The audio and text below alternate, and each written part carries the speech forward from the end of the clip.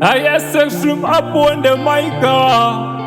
Yeah, SK in the Riddim. I want to start on the bike. Yeah, Baba.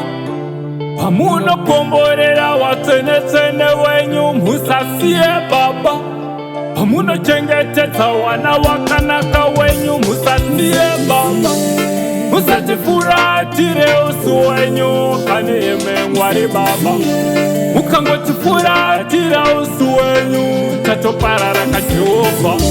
Mwari Baba wana wenyu wamagasika pari kungochema nekutambudzika.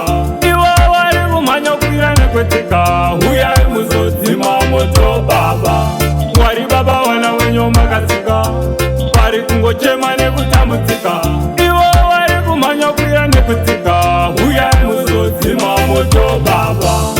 Tara urombo wamwe waparara nemvura, vana venyu vapera nekorona, zvakuda kushinga kunamata. Uyai muzodzima moto tango wachimoto-moto, vana vokandira namanyukliya vakutsvaga mukuru wepasi.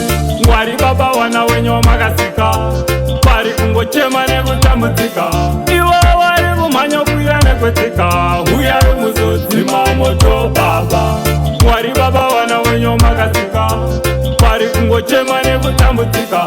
Iwo vari kumhanya kukwira nekwetika uyai muzodzima moto Baba.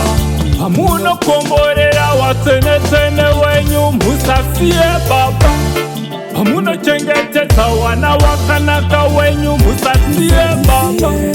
Musatifuratire usu wenyu kanime Mwari Baba. Mukangotifuratira usu wenyu tatoparara kaJehova. Mwari Baba wana wenyu wamagasika pari kungochema nekutambudzika. Iwo vari kumhanya kukwira nekwetika uyai muzodzima moto Baba. Mwari Baba wana wenyu wamagasika pari kungochema nekutambudzika.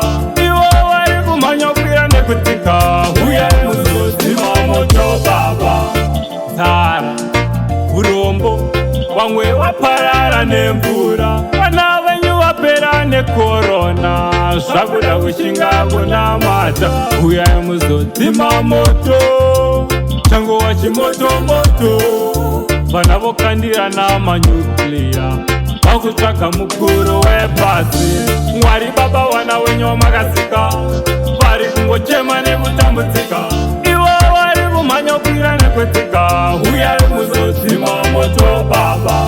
Mwari Baba wana wenyu wamagasika vari kungochema nekutambudzika. Iwo vari kumhanya kukwira nekwetika uyai muzodzima moto Baba.